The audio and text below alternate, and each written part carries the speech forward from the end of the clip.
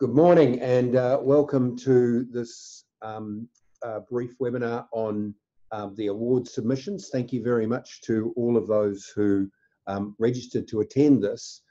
We were very pleased not only with the number of submissions to the awards, but with the interest that it's aroused, and that's represented by over 60 people who've registered to participate in today's webinar.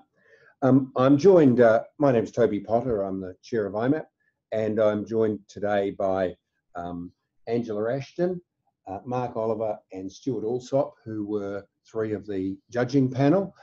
Unfortunately, Brad Matthews, Nigel Douglas and Dominic McCormick, who were also judges, couldn't be with us today. What we're going to do is go through a little of the quality of the quality of the submissions that we received, and some examples of the good submissions, and talk a little about the judging process. So let's move on to the judges, as I say. Stuart Alsop from Financial Express, who did a lot of work, and we're very grateful on the data, and we're talking a little more later on about the data that we received this time, and the data that we'll be looking for next year. So when we established the awards, the goal was, as you'll see on the screen, to recognise excellence in the operation of managed accounts.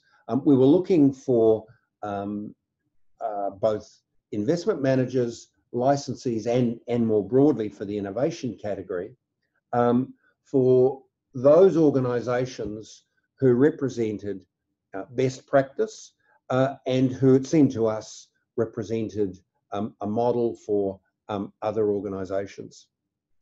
I was keen that we then have a judging panel who actually had hands-on experience of operating managed accounts, or acting on investment committees that made decisions about managed accounts, or as in Mark Oliver's case, were involved in the due diligence process for accepting a managed account manager onto a platform.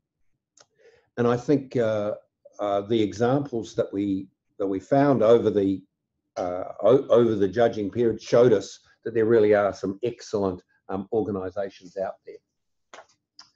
Is there anything that the three of you would like to contribute at this stage in a general sense about the awards process? No, nothing from me at this point. No, I guess maybe the only comment I'd make was I was happily surprised with the number of groups that we had entering, and I think it's a great testament to exactly how well developed managed accounts really are.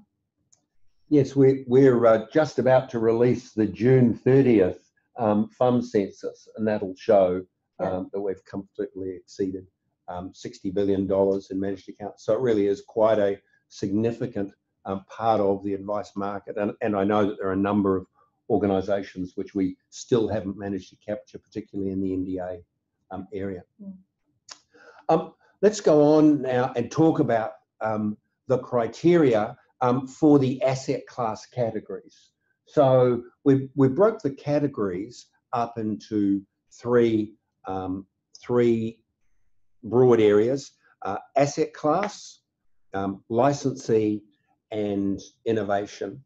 And so looking first of all at the asset class criteria, what you'll see on the screen, and what you'll see a little later on when we look to some of the data, are that the judges, remembering this was the first time, looked for entries which, first of all, had a quantitative element that was above average. We looked to issues of cost, and we might talk a little more about cost in a minute or two. We looked for examples of client collateral, the way in which clients were engaged in the supporting materials that were available for advisors and end clients. We looked for organisations that could demonstrate that the portfolios reflected a philosophy and reflected a set of well thought through objectives for risk and return. We looked for those who could demonstrate a quality of an investment process, and we looked for information about the people and the depth of the teams that were involved in portfolio management. Anything that you three would like to contribute in that regard? I think in terms of my observations of what we saw, I think there was a huge dispersion in the quality of the entries. There were some that were extraordinarily well thought through, with lots and lots of collateral and lots of information about how the portfolios had been built. And others had far less information, and it wasn't really clear in some cases exactly how things were built. Things like the client collateral in particular were vastly different between submissions. So I guess that's something that can really help to differentiate between the submissions themselves. One point I would make is that if you have questions as you go along, you'll see on your Zoom screen a chat box, and if you want to, because there are quite a number of people on the call, if you have questions, feel free to type those in, and I think we'll deal with those as they come up. Toby, I'll just add to what Angela was saying there about the quality. One thing I found is that there were some managers let themselves down because it was quite clear that the quality of what they gave to us was very high, but they just left out things. And again, I think client collateral, like there were some managers just didn't provide anything to us. So not only was there the quality, quite broad across the categories, but yeah, as I say, some managers just let themselves down by, I know reading what they'd submitted, they're really good managers, but they just didn't give us all of the evidence to get there. Yeah, that's true. We couldn't sort of, lean on information we knew outside of this actual process, and quite a few groups just didn't provide everything. Yeah. Yeah. I think that's right. One of the things we asked for in the entry material was for those who had an FSC document to submit that, and we got that from a number of organisations, particularly those obviously who are fund managers as well as being portfolio managers or investment managers for managed accounts. And that was really quite helpful. Let's move on to an example that we found really helpful. So this was from Elston. So we've taken snippets of the sort of material which we got, and these really are just snapshots of the material that we received from them. So this was from Elston, who competed in a number of classes, including multi-asset class.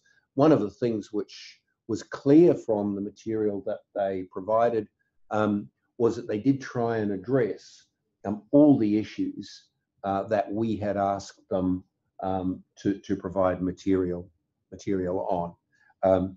So here it was well supported by then further information about their investment process, and quite deep information. Again, this is just a snippet of it, of the asset management charter and the objectives and goals of the portfolios which they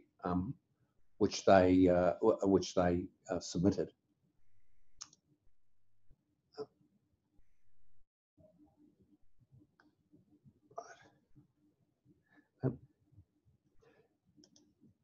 Now, anything which you'd like to contribute about the particularly the asset class categories.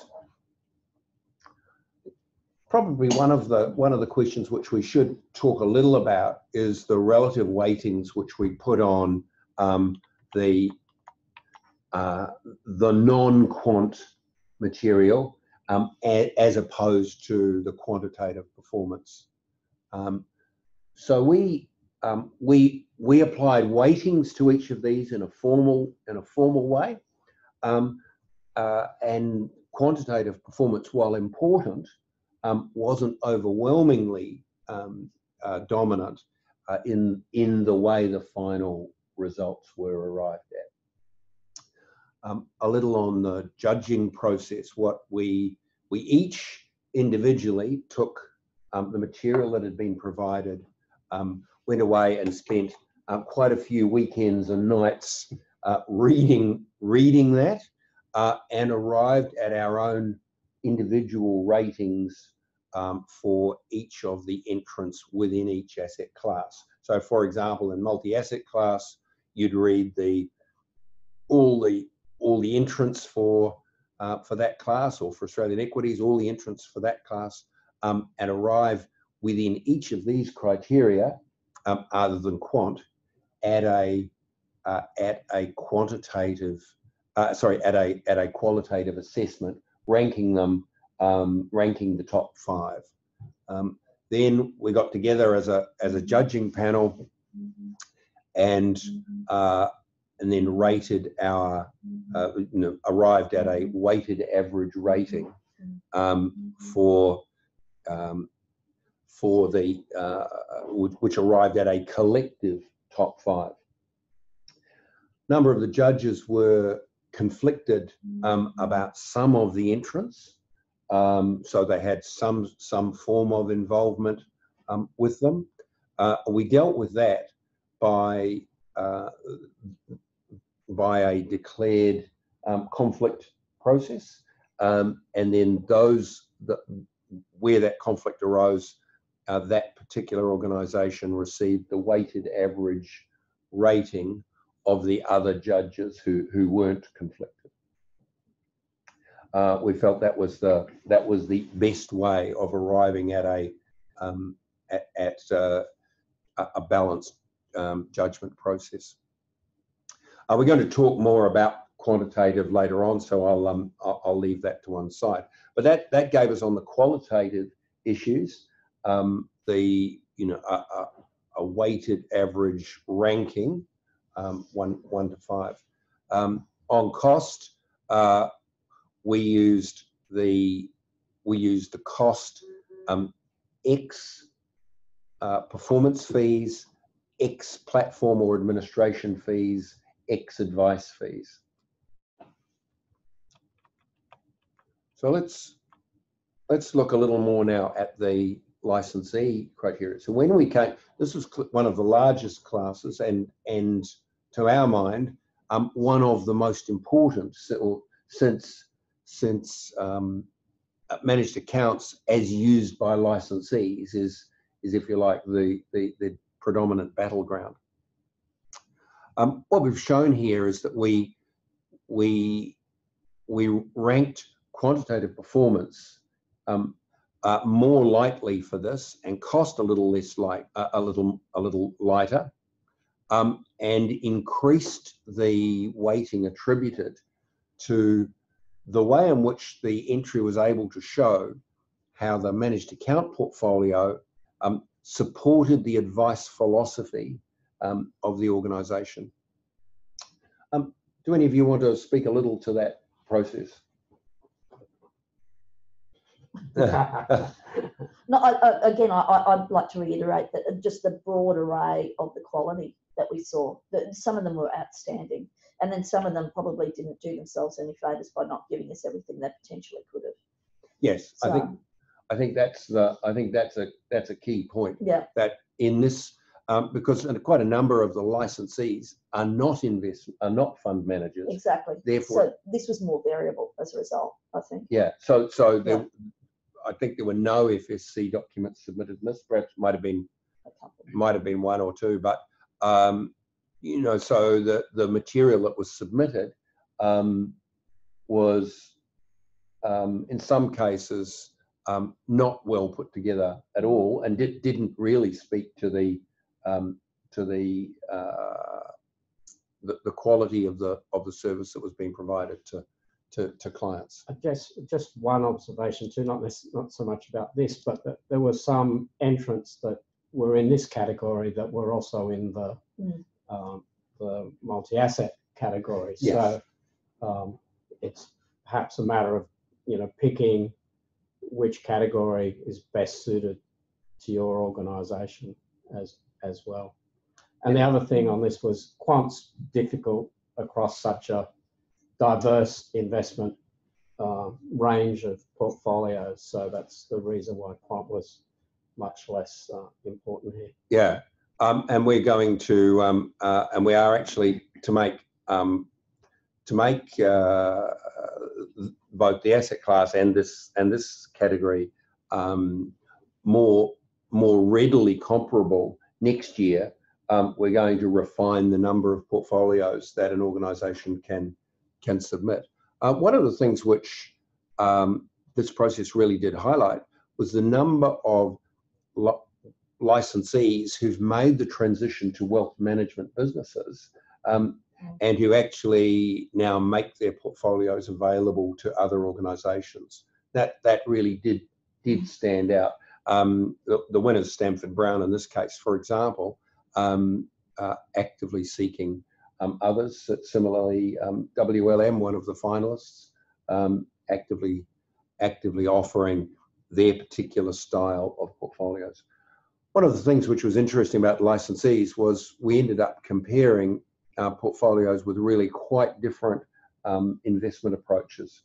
So goals-based as opposed to absolute return or risk profile-based portfolios.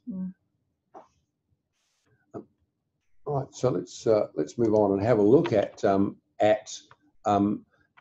Stanford Brown, at some of the material which Stanford Brown provided. So for a start, they addressed in their client submissions a key issue around managed accounts of best interest, and were able to demonstrate that this element they had thought pretty hard about and had a considered response to. In the material which they provided, we've just included here an index of one of their monthly reports internally, which runs to well over 30 pages of analysing the performance of the portfolios. They also provided some extremely detailed analysis of the portfolios, and again, we've just extracted here one item of that. Each month, as an organisation, they analyse the returns achieved from every portfolio down to virtually the last basis point, in a way of showing where the value in their portfolios is being achieved. So let's move on to the innovation category. So this was really quite a different approach, because what we were looking for here was organisations who could meet these three goals. That their proposal was both operational or proven, that they had a clearly articulated description of why what they were proposing was innovative, and the way in which their submission contributed to the development of managed accounts. These were really the criteria which we looked for. And we ended up with submissions in this category, which ranged from individual investment offerings, through technology, through process, through organisations who who demonstrated how a managed account contributed to the articulation of their particular investment philosophy. So we were comparing here some really quite different, some really completely different approaches to managed accounts and to technology. And the winner in Elston was an organisation that that was able to demonstrate how they'd been able to apply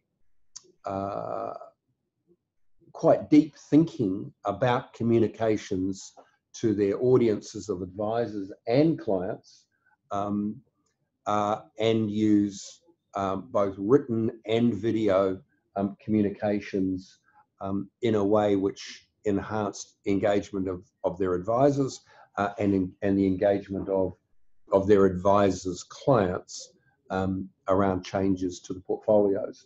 And so we found this a particularly good example of an organisation that had thought through the service offering. So it wasn't the most technologically advanced proposal which we received, because it used standard technology, but what it did demonstrate was the ability to use standard technology in a way which improved the service offering. Any other comments about the innovation class?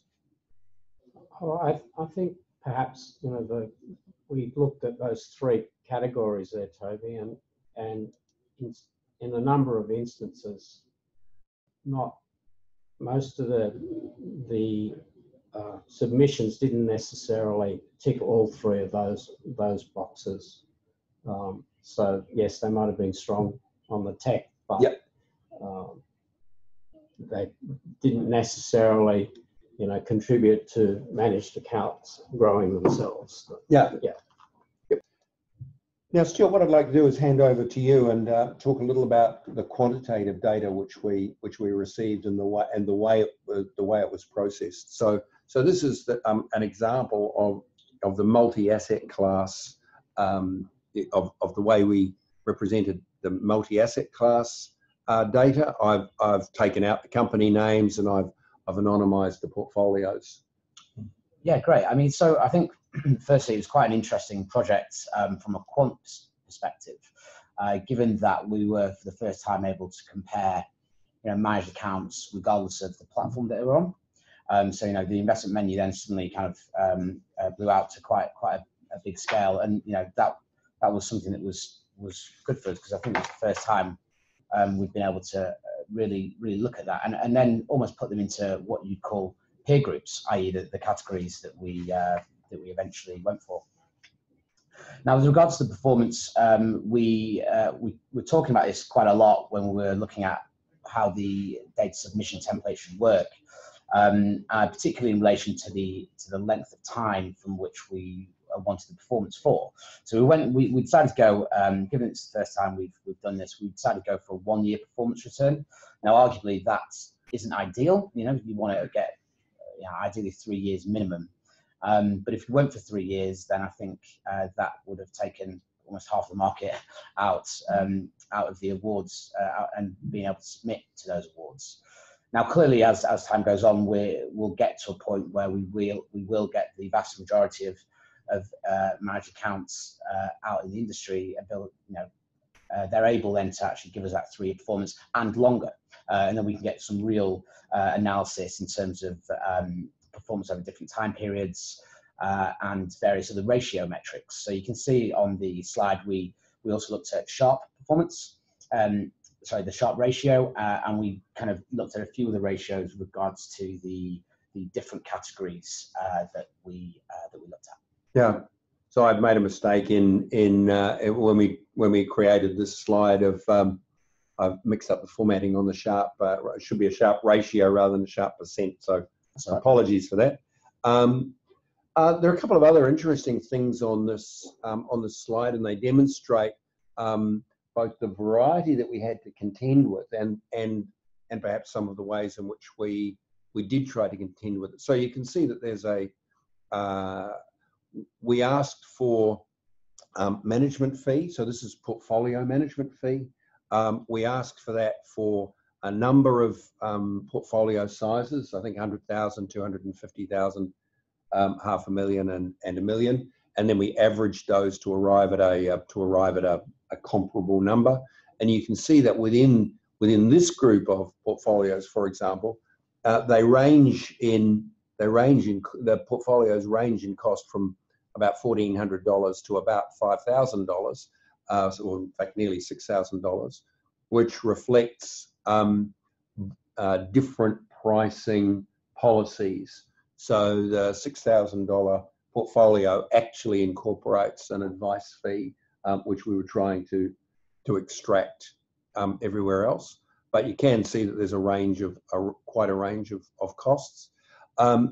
We asked for the weighted average ICR of the underlying investments, and again in this particular sample, you can see a set of portfolios ranging from index portfolios suggesting very low weighted average costs to portfolios comprised of managed funds with costs up to up around 100 basis points.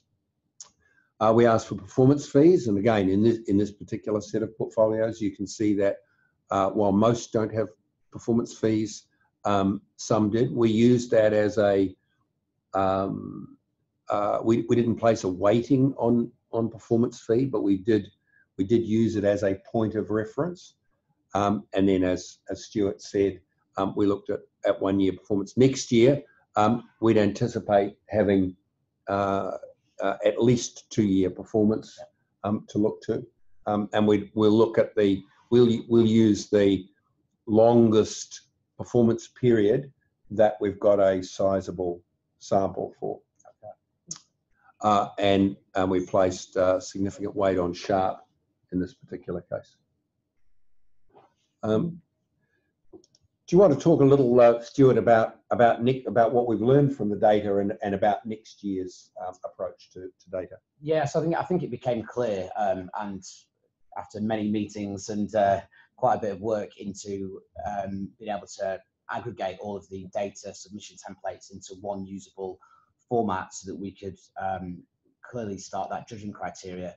I think the key thing that came out of that for us was that we need to make the data template or the submission template far clearer and far simpler for those wanting to submit for next year. So this is kind of a simpler version in terms of the list of fields that we'll be looking for in the awards for 2019. And we're getting away from some of the fields that we just didn't use when we were judging the quant data. So things like domicile or number of holdings in ETFs or managed funds and equities. And we're focusing on the really key fields. So it's all about kind of, annual management fees at the portfolio level, objectives and strategies, and then of course the kind of larger timescale when it comes to the performance, so that we can then calculate those ratios again for the 2019 awards. Okay, we've had a question here from Dean Campbell whether the slides are going to be made available, and yes, we'll be making these. We'll be putting these slides up on the website and sending a copy to. There'll be a copy, a link to that sent to all the participants. So moving along. So then, just as Stuart said, here are the types of data which we'll be looking for. On the qualitative data, we'll actually be somewhat more prescriptive next year in terms of having a more complete format for the submission of the qualitative material and the descriptive material that we're looking for, to make it basically to give everybody who participates an equal chance or to show their best, and to some extent to make it easier for the judges to do like for like comparisons. one of the things we will be doing is continuing to allow different investment philosophies, different portfolio construction approaches to be compared. For example, in Australian equities, portfolios comprised of managed funds compared to portfolios comprised of ETFs, compared to portfolios comprised of direct securities. Similarly, and that's common across all the asset classes. In the multi-sector, we're going to settle on the balanced portfolio. So instead of having 6 or 8 portfolios or 4 or 5 portfolios submitted by organisations in that class, we'll be settling on that balanced portfolio. Recognising that even that gives rise to quite a degree of change, as we can see, for example, just in industry funds, where a balanced portfolio in some industry funds is nearly 90% growth. But we'll be settling on what the participants, what the entrants describe as their balanced portfolio. So before we wrap up, as I say, we're welcome to, you're welcome to submit questions by chat if there are any others. Let's see if we can get them up on the screen here.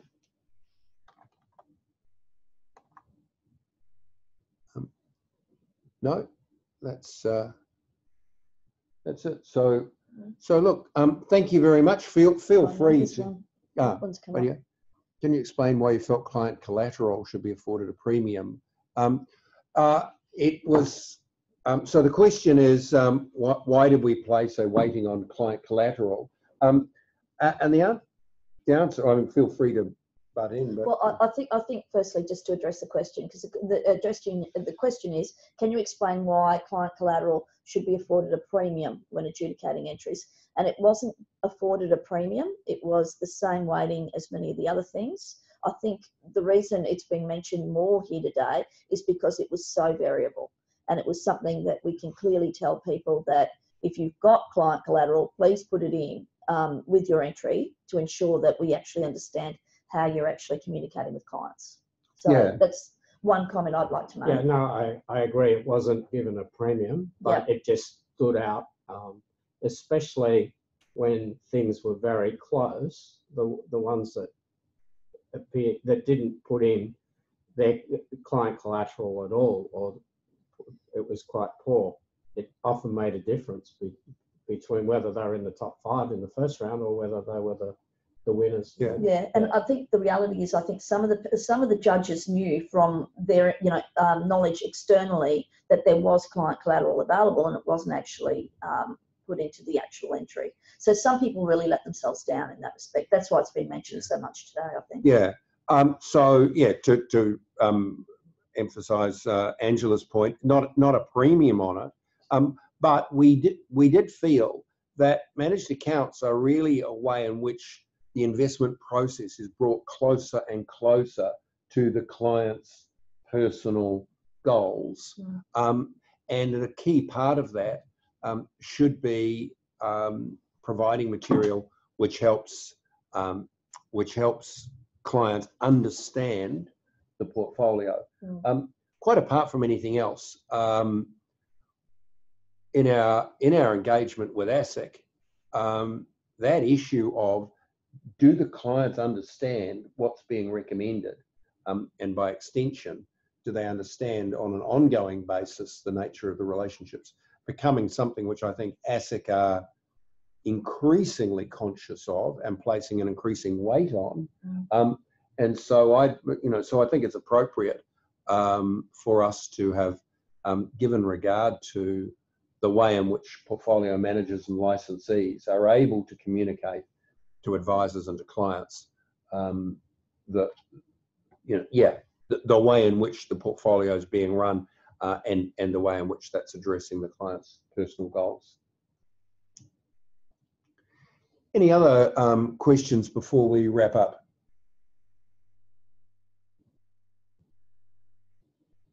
No? Okay. Look, thank you very much for your time. As I said, the slides will be available, and as will a recording of this webinar. So thank you for taking the trouble to attend, and we look forward to seeing you all again next year. Thank you. Thank you. Thanks, everyone.